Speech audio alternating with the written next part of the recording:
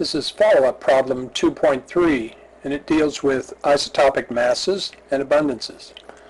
In this problem, we're given the information that boron, Z is equal to 5, has two isotopes, boron 10 and boron 11. The problem is, calculate the percent abundances of boron 10 and boron 11 given that the atomic mass of boron in the periodic table, the average atomic mass, is 10.81 AMUs, given the isotopic mass of boron 10 at 10.0129 AMUs, and finally given that the isotopic mass of boron 11 is 11.0093 AMUs.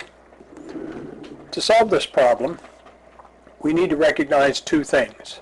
First, the sum of the two abundances in decimal terms will be 1. So if we let X equal the decimal abundance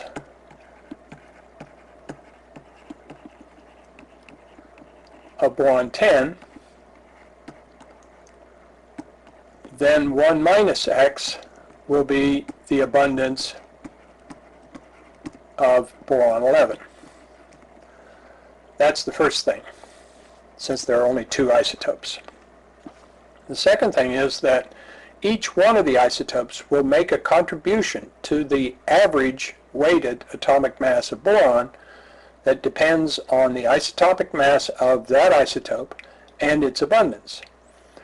And the product of the decimal fraction atomic or isotopic abundance for boron 10, X, times its isotopic mass, 10.0129 AMUs, will be the contribution to the average atomic mass for boron 10.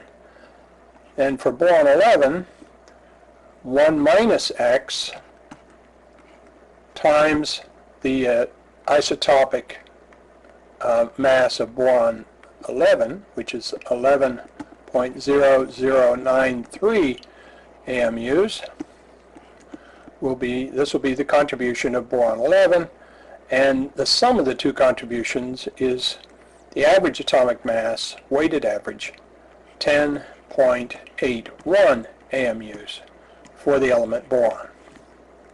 Since there's only one unknown, we can work this out and solve it. Solve for X.